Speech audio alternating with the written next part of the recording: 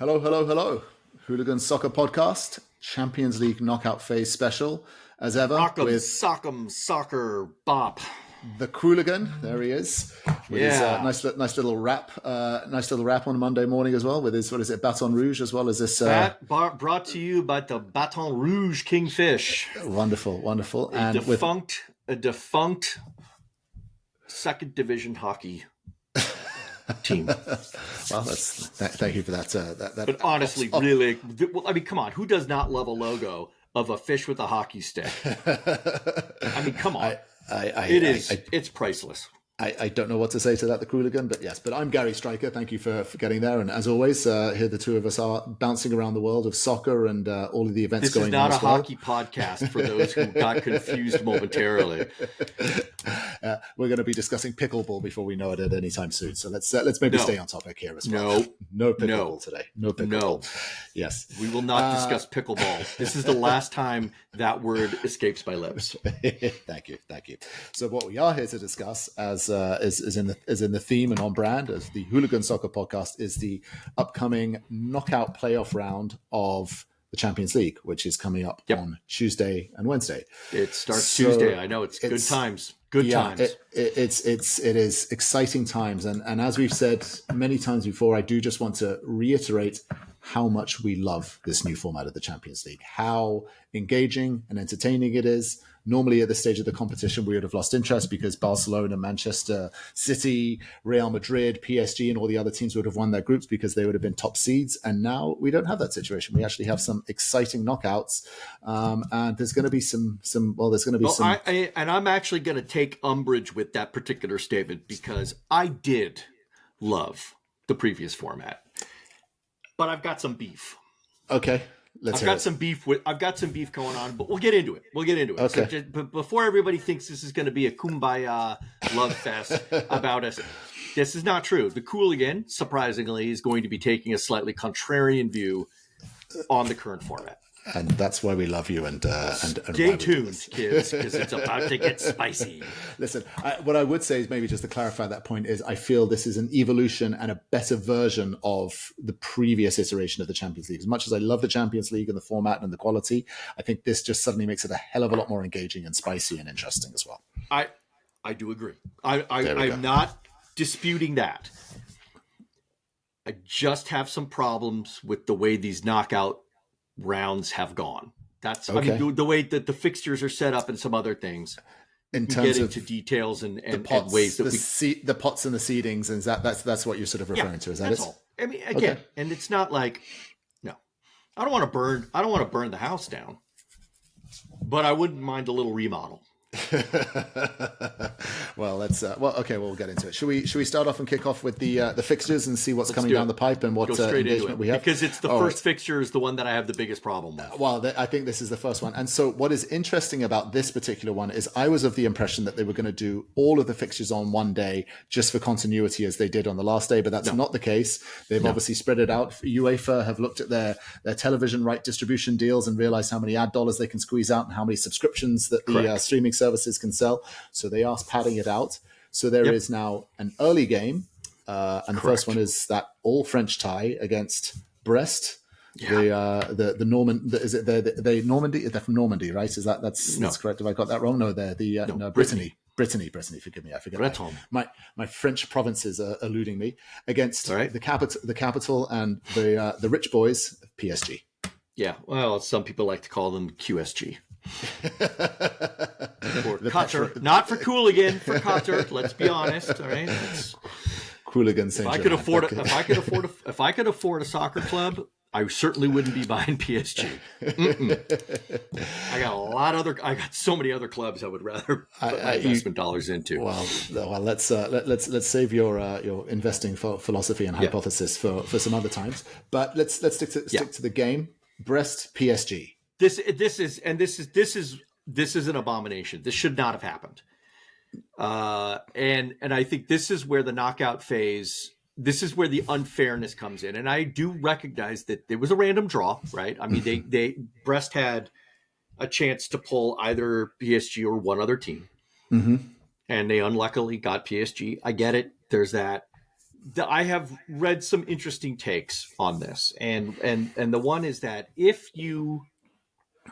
because you obviously like your top 8 made it all the way through. Mm-hmm. They got a bye. They get two games rest. Great. Yeah. Kudos. Nobody's complaining about that. Then you had your next 8, which are the seeded knockout round. Then you have your unseeded knockout round, and then you've got the losers that go home. Fine. Mm-hmm. The fact that Brest finished higher, or actually, did they finish higher than PSG? No, they did not. They finished lower than PSG. But the fact that they went through, it just didn't seem right that Brest suddenly have to play a division team from the same country. There should be some sort of. Do you think there should be and a country I get it, block? it goes up and it's limited. You should try to limit that as much as possible. I don't know. It just feels wrong. It just feels wrong that Brest have a wonderful Cinderella story go all the way, and then great, we get to play them. Yeah. Yay. Who would they? It just doesn't. It's not right. So are you? Is it? So it sounds like there's two things that's frustrating here. Number one is you don't think two countries should be playing against each other. So again, the two French teams, they should sort of break those out. Obviously, that I do think that they should attempt to at least not have that happen, right? And I recognize it can't always happen that way. Yeah, that's right? true. And maybe just Brest had some really bad luck. Hey, maybe Brest will surprise everybody and beat PSG. Yes. So I agree. I hate to say it, but it's not going to happen. I agree with what you're. I agree with what you're saying. Is like, they should sort of limit the countries clashing with each other as well. But I think the challenge that they have is because they've sort of reduced the pots and the available teams so much, it becomes very limiting in terms of who you can play. And particularly with I agree with you. Again, Brest had this wonderful Cinderella story. And then the last couple of game weeks, it just, obviously they lost a couple and then they dropped. And also PSG were outside of that sort of outside of that playoffs phase, and then they got a good result and sort of like shot right up at the table, and then they've just found themselves all of a sudden finishing just a little bit above. So on this one, it sounds like you think the Cinderella story is over, and you think that the QSG are going to just roll them over. I do. And I've got some statistics to back that up. I mean, they have conceded 16 goals to PSG in their last 5 fixtures. That's not good. They're going to get thumped, aren't they? Yeah. Right. They've scored 8, which is not bad. I mean, against a team of PSG's caliber, they've scored 8. 4 of those have been losses. There's been 1 draw. Yep. Now they're at home, so there's a chance that in this particular fixture they may be a little more steely. But I think PSG's pulling out all the stops here. Yep. They recognize they got lucky. They're going to come in.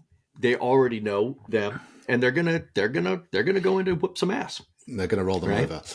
And so, just to clarify again, and Kvic's birthday is tomorrow. Okay, right. So he's going to. So that he's going to be keen to get some goals on his birthday and get some goals and celebrate in. We'll go and celebrate in Brittany. Or get back to Paris and go and celebrate for a birthday and a win potentially, right? We'll see. I'm celebrating Brittany. The food's amazing and the cider's delicious. So why not? This time of just to confirm, this time of year the weather is atrocious. So either way, they're going to be. That is true. Yeah, I mean, I'm not celebrating outdoors. I'm going inside. But that's. I thought that went without saying. A nice little bistro in Brittany as well would be wonderful. Not? Why not? Well, I wouldn't say no to that right now. And just to confirm the Qooligan, because I haven't done my homework, and you love reminding me how much you have done your homework. This is a knockout phase. Away goals are still they're still not playing the away goal rule. That's obviously that's a thing of the past. And it's a strict aggregate over strict 2 legs. Aggregate, no away goals. One. And then in the event of a draw at the end of the 2 games on the aggregate, then you got extra time and then penalties, I'm assuming. Is that correct? That is correct, right? Wonderful. The second leg is played at the higher seeded clubs. That's always field. Yep, of course. That's the way that works. So in this phase, the team that is listed first is the lower seed. Is the lower seed. Interesting. Now, but on that note, when you don't have away goals, it changes the dynamic of the who plays home and away last, because in theory, it's a fair shake, because the idea and the thinking is, well, Brest, you're going to play PSG at home, so you get your chance to whip them in front of your home fans. And then obviously you have to go and do the same thing in front of the PSG fans. So do you think there is an advantage to playing at home on the second fixture? Do you think because I suppose maybe if it does go to extra time and you get that? I'd say, Generally, yes. Playing at home is almost always an advantage. Okay. There are very few instances where playing an away fixture is an advantage. No, I agree with that. But just whether it's on the second fixture versus the first leg or the second leg, that's kind of sort of the thrust of my question. Do you think there is an advantage of having the home fixture on the second leg because you know what you need to do in terms of if you are 1-0 down or 2-0 down, the fans get behind you, and then in the event of a draw and extra time and penalties, you have a bit more of a sort of tailwind with the home fans potentially? I think the jury's out on exactly whether it's a benefit or not. This is the first year, so you may see some tweaking. You may see the reintroduction of the away goal scenario. I don't know. Yeah. I always think that it's nice to finish at home. Yeah. It's just nice to finish at home. You got that fan support. You've got everything. If it goes to extra time, you're going to have that little extra boost. If it goes to PKs, you're going to have that rowdiness, right? Yeah, it's going to be. You're going to have all your friends sitting behind the goal at the cop area. It'll be fun. It'll be good. Yeah. Okay. So but I do think Brest has got a big uphill battle here. Yeah, I agree. Now big uphill battle. We can hope that the Cinderella story continues, and again, even if they do get a result, as you say, they still then need to go back to the Parc des Princes and obviously go and smash them as well. So yeah, it will be. Yeah, I think everyone has fallen in love with Brest in this competition as well, particularly Micah Richards as well on the CBS panel as well. So no comment. I think we're all Brest fans here as well. So I think we're expecting a PSG result here, but wanting Brest to win is the consensus. It sounds like. Okay, that's right. Yeah. Moving through to the next game, and then obviously there's 3 fixtures all at the same time. You've got Juve against PSG.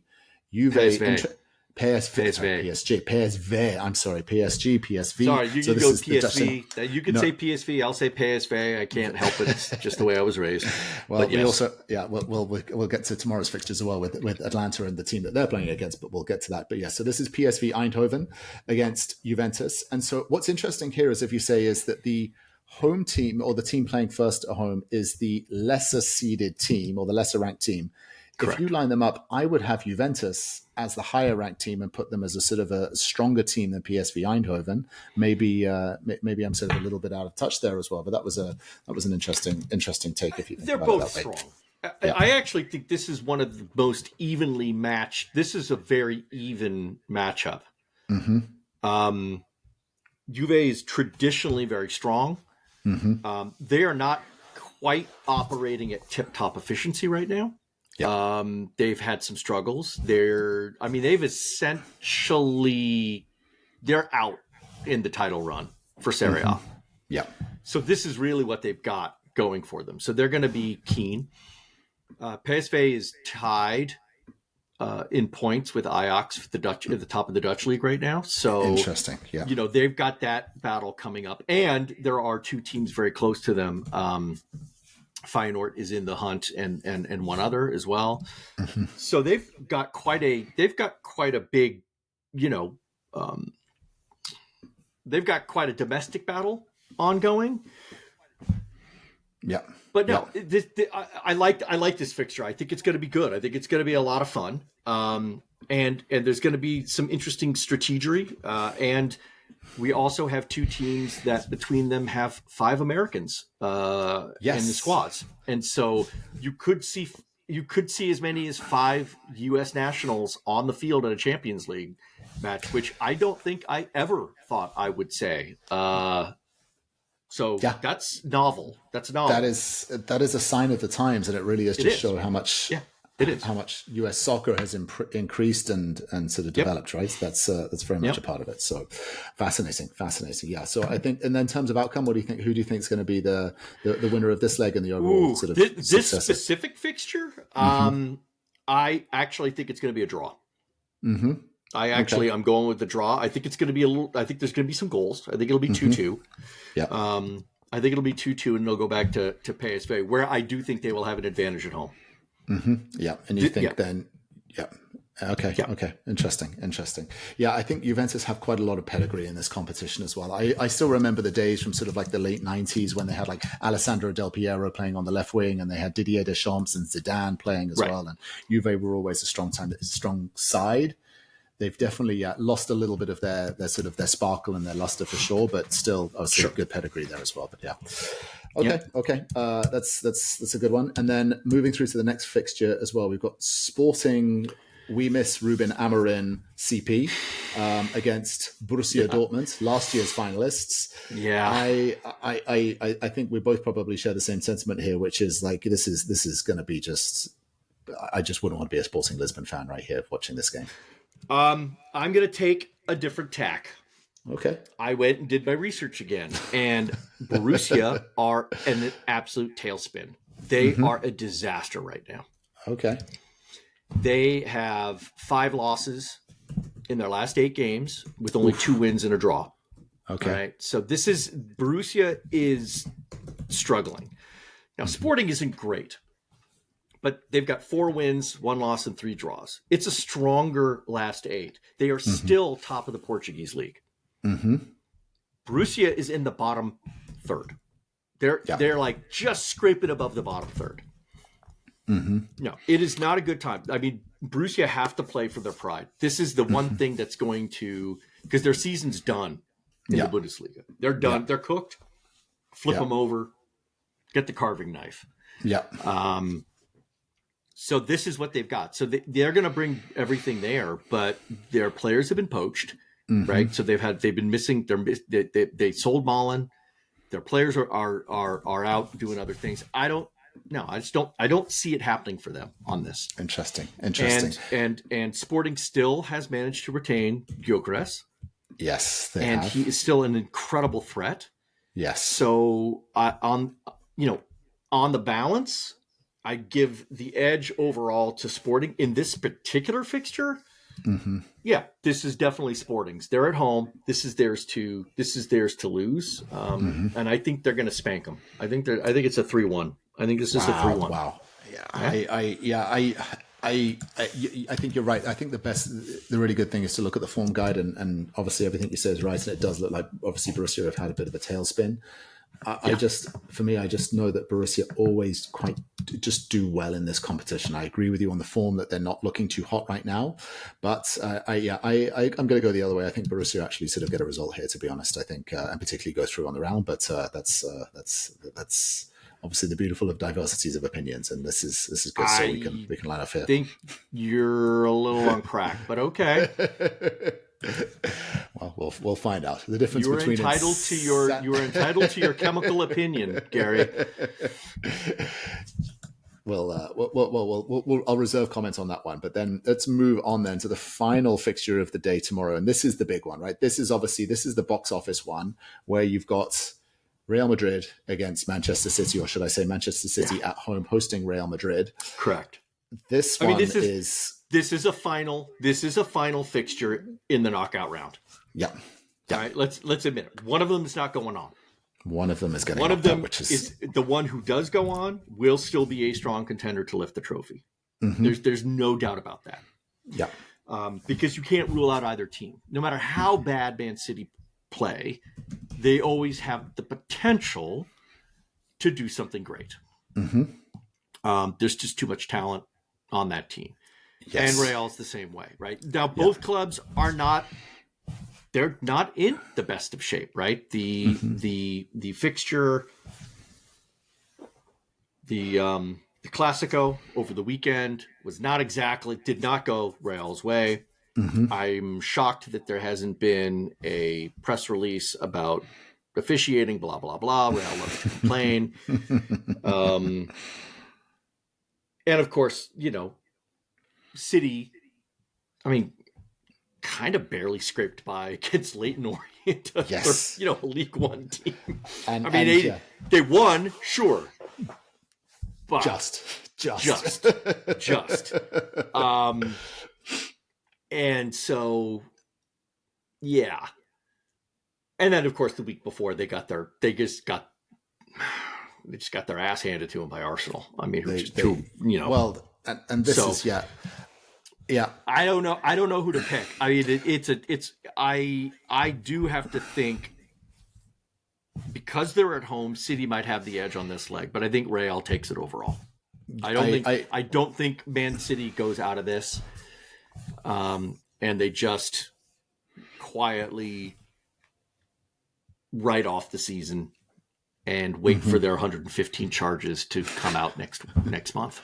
Is it? There's news on that. It's next month. Reputedly, it's coming out sometime in late February. So let's not hold our breath on that one. But no, I agree with your sentiment as well. I think Real Madrid in this competition is just a wonderful, wonderful match. They live and they go and play for this competition. They do. And City have just been shown to be too insecure, as you say. Some of those results, as you say, that Leyton Orient results on the weekend. Again, I actually thought that was going to be a giant killing, but obviously they did win at 3-1. But then that Arsenal result, and again, the PSG result as well in the Champions League as well. There's just a lot of insecurity at the back there with Man City. And I think again, I don't know if they're going to run over them on this sort of leg. I think maybe even when they go back to the Bernabeu and then have another leg. But yeah, I agree with you. I think City get knocked out of the Champions League here, and I think Real go through it. I think this one has the potential to be a draw, maybe a 1-goal win. But Real's gonna come back. That second leg is going to be a painful one. Yeah. Yeah, they're gonna spank them hard. And by the way, Man City only won 2-1. Yeah. Oh, is it 2-1, not 3-1? It was 2-1. Thank you. De Bruyne had the winner in the 76th minute, I believe. Wow, against Leicester opposition. Okay. Well, that's covered the first day, and that's obviously the Tuesday round of fixtures. That's Tuesday. And then we've got Wednesday's round of fixtures. So again, there is an early fixture, and so this is Club Brugge again. Brugge. There we go. Bruges. Just go French and go Bruges. It's fine. I should just say Bruges. The Franco. You should just say Bruges. It's more the Francophile in me is definitely going to be there. So we got Club Bruges against Atalanta. Yeah. I think the Italians have just form, strength, pedigree. I think this is Atalanta's to lose here. Yeah, I call this one the Battle of the Black and Blues because both clubs' crests have that color. I think that's also going to be reminiscent of everybody after the games. I think it's going to be tough. I think it's going to be physical. Mm-hmm. I think Bruges. Listen, they're solid. They're a solid club. They're one of Belgium's consistently top performers. Mm-hmm. But not. Yeah, and you know they're doing fine, but I think Atalanta, like you say, Atalanta's depth, their pedigree, and their steeliness is going to be, it's going to give them the edge. Mm-hmm. I expect them to win both fixtures. Yeah. I agree. It's to be honest as well, particularly the way the Italian traditionally play as well. I don't think this is going to be exactly an electric game as well to watch. To be perfectly honest, I think this is going to be like a sort of soft, quiet 1-0, grind it out, park the bus, sit back, and then take them back and sort of finish them off at home. So I think could be okay. And then moving on to the next fixture, and then obviously sort of the whole, there's obviously the three fixtures at the same time on Wednesday. Feyenoord against AC Milan. Again, quite a few Americans in this team as well for AC Milan. And one for Feyenoord. And one for Feyenoord as well. Exactly. Remind me of the American in the Feyenoord team. It is... the striker. Wait a minute. Now you've caught me. You've caught me flat-footed. There you go. Finally got you something on you haven't researched as well. It's like not all encyclopedic knowledge as well. But yeah, there is. I realize there's another couple of Americans as well. So again, more Americans in the Champions League as well. So yeah, it's the. And then obviously for the Americans on obviously Pulisic, obviously they've got Captain America, obviously on Milan. Oh no, I'm sorry. It was not Feyenoord with the American. That's Balogun. He plays for Monaco. Monaco. That was my apology. That was my misunderstanding. No, dancing around all of these European countries. That's Folarin Balogun. That's it. Plays for Monaco. So yeah. So you've got Feyenoord, Milan. Okay, so just sticking onto this point. So Milan, in terms of the Italian league, have kind of done a bit of a Borussia Dortmund as well, where they are just languishing mid-table as well. Correct. So yeah, they're not Their Serie A season's kind of a wash. Yeah. And so they sort of, again, I don't think they have much hope of sort of winning the Champions League, and maybe they can get through to sort of the next couple of rounds. They have, interestingly, João Felix, they've got on loan from Chelsea as well, and also Kyle Walker as well. So they've got some recruits as well and some new players that they'll be able to sort of deploy and see if they can. This is true. Let's see if they can actually sort of add some sort of impact to them as well. And in terms of just looking even at sort of like the Dutch league, the Eredivisie as well, I mean, Feyenoord they're sitting in fifth as well, and there's a bit of a gap between them as well. Their form guide is not too hot either. So you've got two out of form, struggling sort of like, sort of top half-ish teams swinging at each other. Any thoughts on here? I know obviously you're anti-Feyenoord. I think this. I do think this is an AC Milan. And Feyenoord is always that's a hard place to play, right? Mm-hmm. So they're going to have a big advantage in their home fixture, and they're going to need to score a lot of goals because when they travel abroad to Milan, I think it's going to be the opposite. So no, I give this is AC Milan's. Overall, AC Milan should win this one. I think this specific fixture is a draw or a 1-goal Feyenoord win, but I do think it'll be a draw. Yeah, I that's probably fair. I think that's probably fair. Yes. And then overall going through, do you think Feyenoord sort of get through and sort of do the business over the two legs, or I think AC Milan actually pull it and go through? I agree with that one. I think they've just again the pedigree, again the new recruits that they've got as well. That'll sort of give them a bit of a bounce and a bit of momentum as well. And we'll take it from there and we'll see what happens there. But I agree, Milan go through on that one. This one. If I'd have to sit down and actually watch a game, and I'm going to watch the Golazo show, but if I had to pick one to watch, this would be the game I'd want to watch, which is obviously Celtic against Bayern Munich. This one, because you're a sadist? I just think. I mean, Bayern Munich have not been performing too well in the Champions League, and again, with somewhat sort of team and caliber of their quality, you'd expect them to be higher. And I'm actually thinking that there's going to be a shock result here as well, and I think actually Celtic have the potential to knock out Bayern. That's a sort of big call. Yes. Okay. Wow. I normally go for that type of. Of bold statement, but I don't think you're right. I think no. You don't think Bayern has an 8-point lead in the Bundesliga. Yeah, they do. Right? They do. Yes, and you're right. They're not performing at the sort of stratospheric levels that the Bayern fans want them to perform at. Mm-hmm. I mean, if you're looking on that, but metric, Celtic just aren't that good, and they just traded their main goal scorer. They did just get rid of their main goal scorer. You're right, but they've got a 13-point league on the Scottish League. Now, obviously, I don't think it's fair to compare to the Scottish League. Of course, it's not fair. It's not fair to compare the Bundesliga to the Scottish Premiership. League.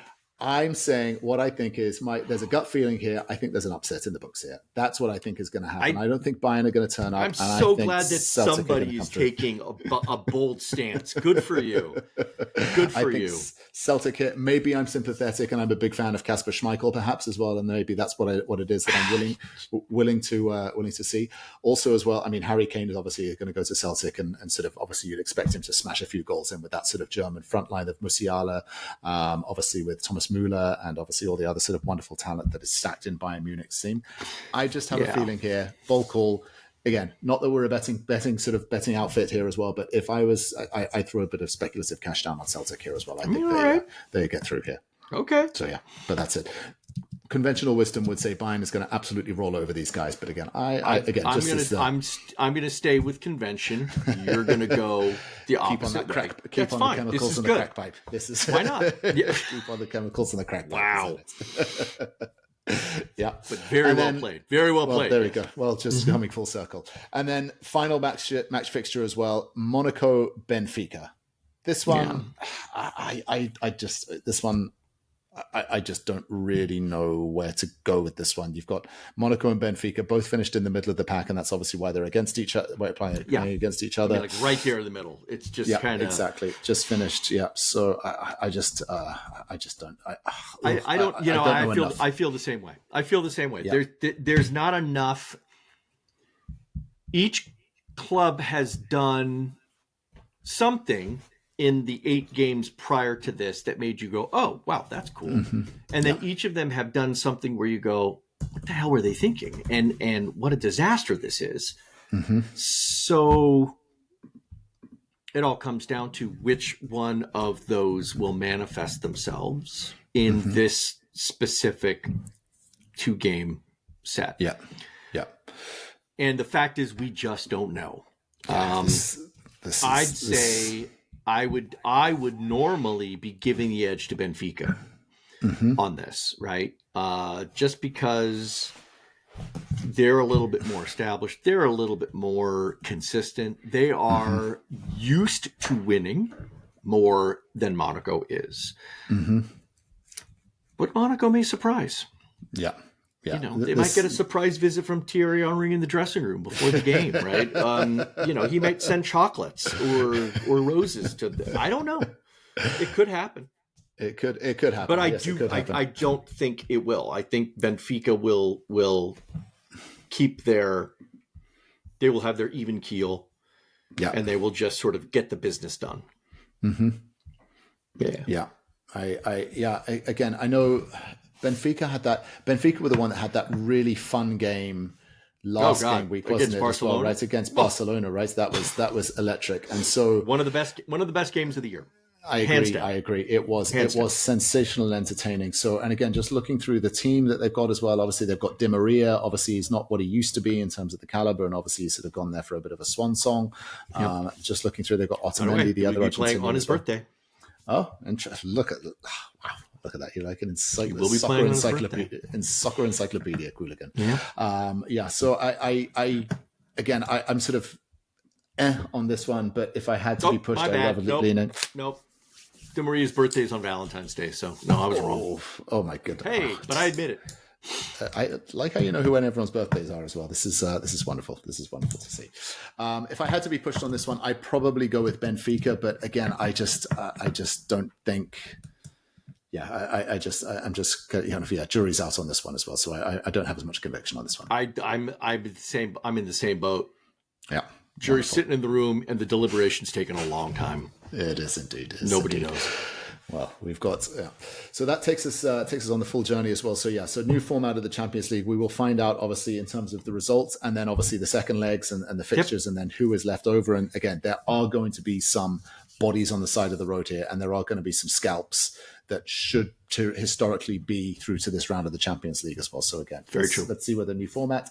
Let's see if Celtic can cause that upset, which I'm predicting as well, and then also and see if Kasper Schmeichel can get through and knock out the Germans, as well as some of the other big players as well. We'll see what the results are as well. Check it out. As always, Qooligan. Thank you as always. Fun and games. Good times. We'll times. We'll do I think an FA Cup wrap up and then a Premier League wrap up, and then we're going to start leaning into the MLS as the season starts to sort of get going in the next couple of weeks as well. So it is.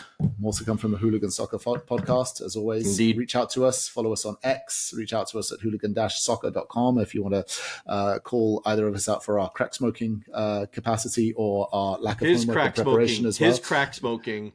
My sharp insight, and knowing when people's birthdays are. That's awesome. Yes, that's so. If you do want a birthday wish from the Qooligan as well, do reach out and let them know when your birthday is as well. Yeah, it's very simple. We do a Patreon. It's all good.